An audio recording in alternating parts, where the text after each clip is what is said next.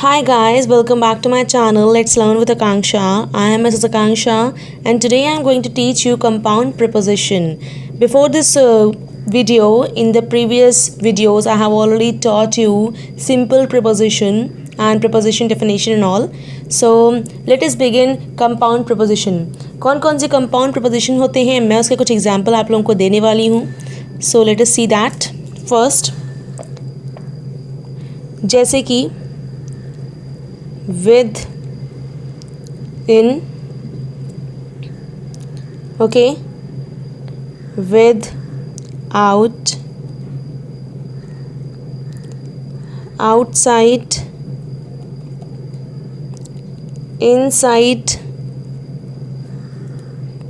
into. ठीक है, ये सारे ही वर्ड्स कंपाउंड प्रपोजिशन में आते हैं. क्यों आते हैं? क्योंकि दो यहाँ पे विद और इन दो वर्ड हैं, दोनों ही प्रपोजिशन हैं और जब दोनों कंबाइन होते हैं तो क्या बन जाते हैं? कंपाउंड प्रपोजिशन बन जाते हैं. Are you understanding? And here also same thing, with and out, without, outside, inside, in to, in and to. So both these are preposition and when they get combined they becomes compound preposition. Understanding or not? So firstly I'll discuss first one, within. So let's begin with within. Within से हम लोग start करते हैं. ठीक है, within का मतलब क्या होता है पहले ये समझ लीजिएगा आप लोग. What is the meaning of within? Within का मतलब आप लोग इसके वर्ड से समझ में आ रहा होगा कि अंदर से मतलब है. ठीक है, पर यहाँ पे it means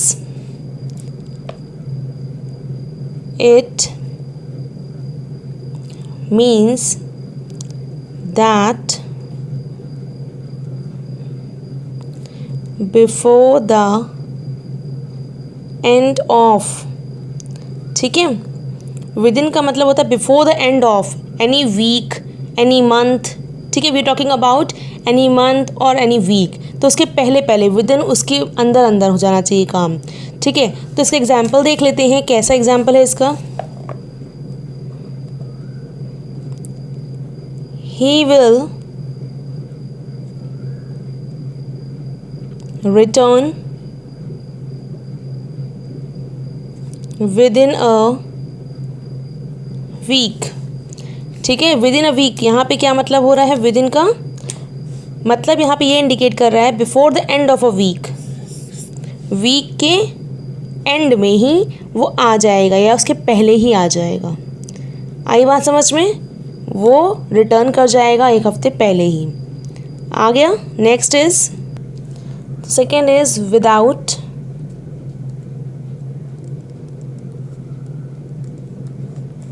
विदाउट का मतलब यहाँ पे क्या है? मतलब यहाँ पे बिना रुके. विदाउट मतलब बिना रुके से यहाँ पे मतलब है. मैं लिख देती हूँ बिना रुके.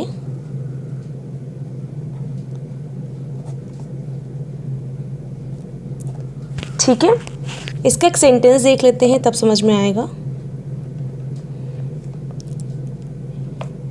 ही will come to my help without fail. ठीक है, तो यहाँ पे क्या मतलब निकल के आ रहा है? He will come to my help. He will come to my help, वो मेरी मदद करने आया. विदाउट फेल का मतलब है बिना किसी रुकावट के वो मेरे पास आया मदद करने. ठीक है, रुकावट के मतलब फेल नहीं होता है, वरना मतलब फेल तो वो होता है कि फेल हो गए, पास नहीं हो पाए. ठीक है, हार गए, मतलब कि वो गलत नहीं किया उसने मेरे साथ और सही काम किया. And he came to help me. तो he will come to my help without fail. यहाँ पे विदाउट वर्ड बिल्कुल सूटेबल वर्ड है and it is used as a preposition. Understanding? So the next one is beside. ठीक है, तो beside का meaning देख लेते हैं हम लोग. beside मीन्स या it means at or by the side of. It means at or by the side of. ठीक है, समझ में आ रहा है। इसका मतलब है बाय द साइड ऑफ मतलब बगल में, एट मतलब बगल में कह सकते हैं, it means at, or by the side of मतलब होता है बगल में, जिस मेरे बगल में वो बैठा है या खड़ा है, इस तरीके से। ठीक है, सेंटेंस देखते हैं इसका हम लोग, फिर आपको क्लियर हो जाएगा। I live beside the stream. I live beside the stream. मैं किसके बगल में रहता हूँ? स्ट्रीम के। मैं स्ट्रीम के बगल में रहता हूँ। एक वर्ड आता है beside और एक वर्ड होता है besides। तो क्या आपको मीनिंग पता है besides का? besides का मतलब क्या होता है? Do you know the meaning of besides? I am going to tell you besides meaning. besides का मतलब होता है in addition to. In, it means in addition to, ठीक है, या फिर other than, इसके अलावा भी। एडिशन टू का मतलब क्या होता है यहाँ पे? इसके अलावा भी। जैसे मेरे पास ये है, इसके अलावा भी ये भी है, इसका मतलब यहाँ पे बिसाइड्स यूज़ होगा। सेंटेंस देखते हैं और क्लियर करने के लिए। Let us see the sentence.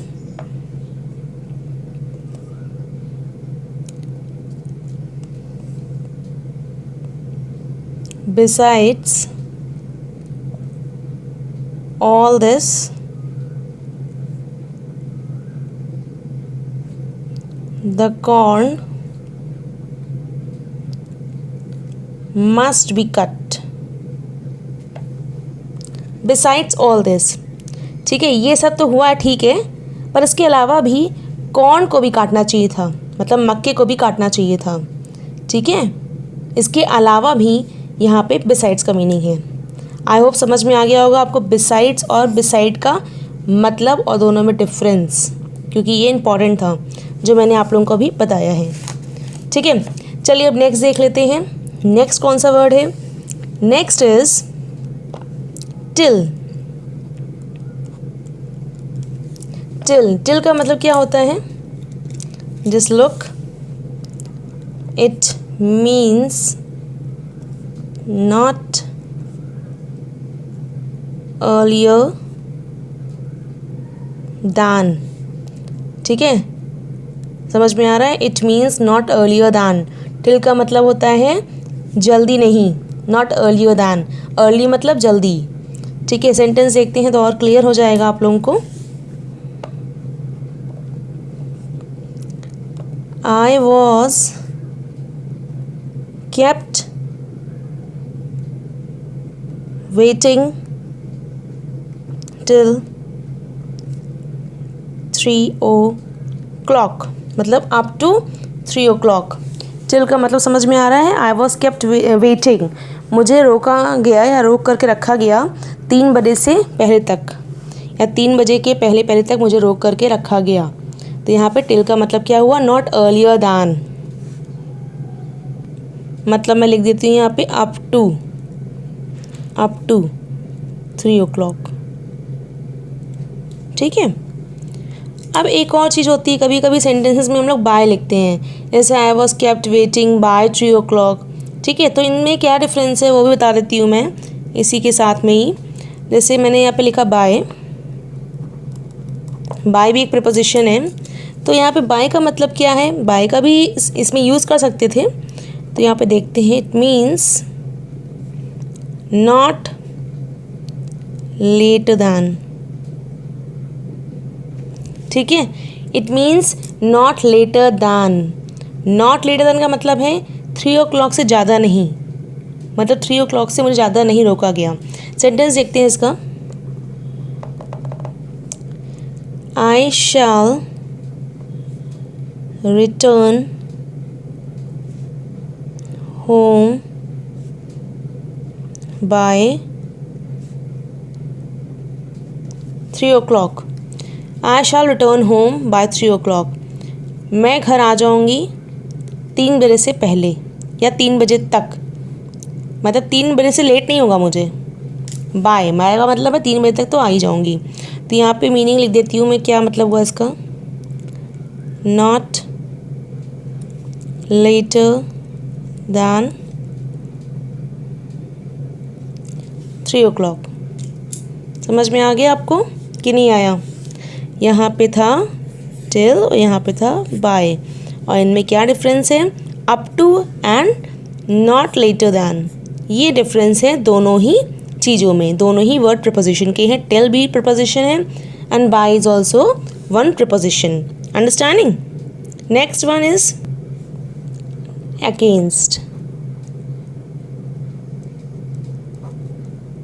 ठीक है, अब इसका मीनिंग क्या होगा ये देखते हैं।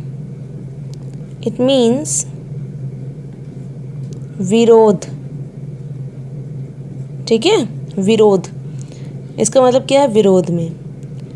सेंटेंस देखिए आपको समझ में आएगा, ऐसे थोड़ा कम समझ में आ रहा होगा शायद, आई होप सो। अगर आ गया तो बहुत अच्छी बात है। जैसे यहाँ पे लिखा है यू आर एक्टिंग, तुम एक्टिंग कर रहे हो अगेंस्ट ऑर्डर्स। ऑर्डर्स क्या हुआ, मतलब रूल्स। ठीक है, अगेंस्ट द ऑर्डर्स, तुम एक्टिंग तो कर रहे हो पर किसके विरोध में, ऑर्डर्स के विरोध में या उसके अगेंस्ट में। ठीक है, समझ में आई बात? यहाँ पे क्या मतलब हुआ अगेंस्ट का, और यहाँ पे अगेंस्ट क्या है, प्रपोजिशन है। तो इस तरीके के सेंटेंस में हम लोग अगेंस्ट यूज़ करेंगे। अंडरस्टैंडिंग? नेक्स्ट देख लेते हैं एक और, जैसे है नेक्स्ट इज अंडर। अंडर, ठीक है, अंडर का मीनिंग क्या होता है, it means that something below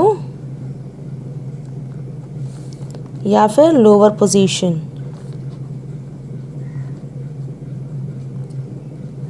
ठीक है, it means that something below या लोअर पोजीशन उसकी, उसे कहेंगे हम लोग अंडर। मतलब कि यहाँ पे किसी चीज़ के नीचे की बात कर रहे हैं या फिर अंदर की पोजीशन, लोअर की पोजीशन के बारे में यहाँ पे बात हो रही है। एक सेंटेंस देखते हैं, फिर क्लियर हो जाएगा आप लोगों को मैं क्या बताना चाह रही हूँ। जैसे कि बहुत ही कॉमन एग्जाम्पल है, द कैट वॉज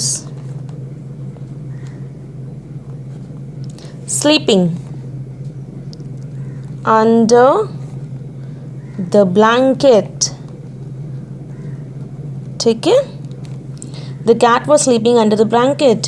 कैट सो रही है किसके अंदर, किसके नीचे, ब्लैंकेट के नीचे या ब्लैंकेट के अंदर। आई बात समझ में? तो यहाँ पे क्या यूज़ करेंगे, preposition under. Fine, next one, next is below. Below के बारे में बात करते हैं हम लोग। बिलो, इसका मतलब होता है it is mainly used in cases where an object is not directly under another। ठीक है, या फिर रैंकिंग से भी मतलब है यहाँ पे। अब देखिए क्या मतलब हुआ यहाँ पे, it is mainly use in cases, ये ऐसे केसेस में यूज़ करते हैं या ऐसे सेंटेंसेस में यूज़ करते हैं जहाँ पे ऑब्जेक्ट डायरेक्टली नहीं होता है किसी और के साथ में, अनदर के साथ, मतलब किसी और चीज़ के साथ में डायरेक्टली नहीं होता है। जैसे कि रैंकिंग को ले लीजिए, तो वहाँ पे हम लोग बिलो का यूज़ करेंगे। डायरेक्टली कॉन्टैक्ट में नहीं होगा तो हम लोग वहाँ पे बिलो का यूज़ करेंगे। आई बात समझ में? अब सेंटेंस देखते हैं, जैसे कि we could find something below the surface of the water. We could find something, we could find something, हमें मिल सकता है कुछ, किसके नीचे? Below the surface of water, surface of water के नीचे।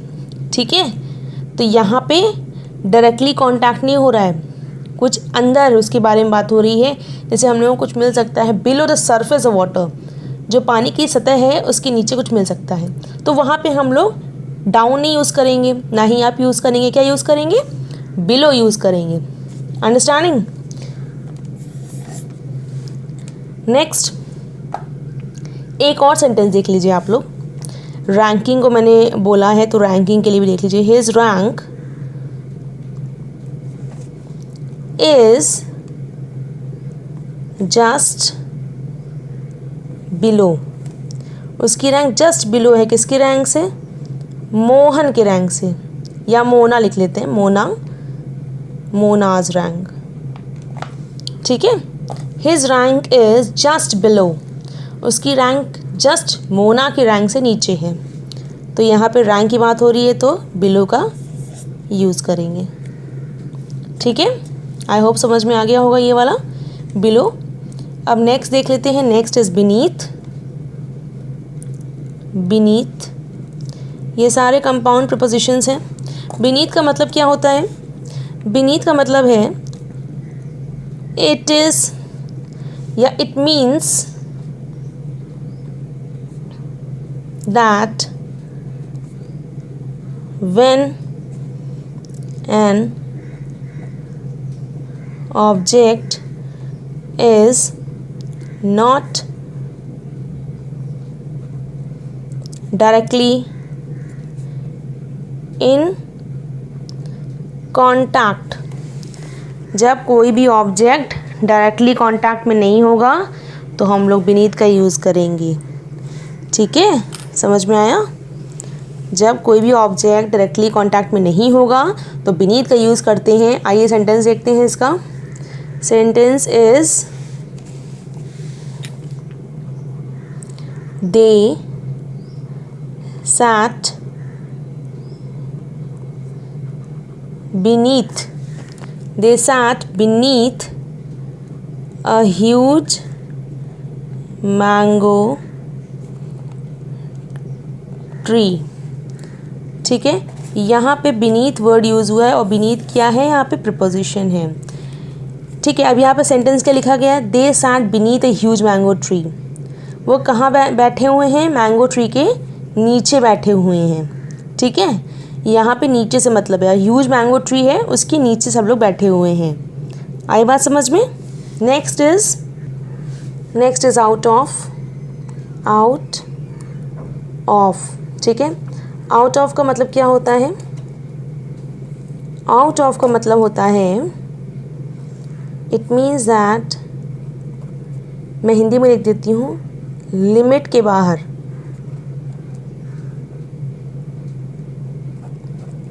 ठीक है, जैसे कोई चीज़ लिमिट के बाहर होती है हमारे से, ठीक है, तो हम लोग वहाँ पे आउट ऑफ यूज़ करेंगे। सेंटेंस देखते हैं कैसे। ये भी एक प्रीपोजिशन है, आउट ऑफ कंपाउंड प्रीपोजिशन है ये। ठीक है, क्या है ये? कंपाउंड प्रीपोजिशन है ये। तो यहाँ पे out of is a compound preposition and how you are going to use it in a sentence is like this. जैसे I paid him out of my own pocket. I paid him out of my own pocket, मैंने उसको पे किया है अपनी limit से भी बाहर, मतलब मेरे पॉकेट में इतने पैसे नहीं थे, मैंने उससे भी बाहर पैसे कहीं से भी जुगाड़ करके कैसे भी करके उसको पैसे दिए। ठीक है, तो यहाँ पे out of is also one type of preposition. I hope समझ में आ गया होगा आपको कंपाउंड प्रीपोजिशन। ठीक है, तो आज के लिए इतना ही था कंपाउंड प्रीपोजिशन। नेक्स्ट वीडियो में मैं आप लोगों के लिए डबल प्रीपोजिशन, ठीक है, डबल प्रीपोजिशन मैंने पहले बताया था फर्स्ट वीडियो में। अगर आपने पहली मेरी प्रीपोजिशन की वीडियो देखी होगी तो आपको पता होगा, अगर नहीं देखी है तो जा करके देखिए प्रीपोजिशन की वीडियो, उसमें मैंने सब कुछ बताया है, कितने टाइप्स ऑफ प्रीपोजिशंस होते हैं, काइंड्स प्रीपोजिशंस होते हैं, उनके एग्जाम्पल्स, सब कुछ बताया है मैंने उस वीडियो में। So go and just watch it down. And one more thing, in the next video I will teach you double preposition. तो आज के लिए बस इतना ही। मिलते हैं नेक्स्ट वीडियो में डबल प्रपोजिशन के साथ में, ठीक है। इसके बाद पार्टिसिपल प्रपोजिशन और फ्रेजल प्रपोजिशन भी पढ़ाऊँगी मैं, तो बने रहिए इस वीडियो में। इसी तरह प्यार दिखाते रहिए अपना। So bye bye and take care, bye.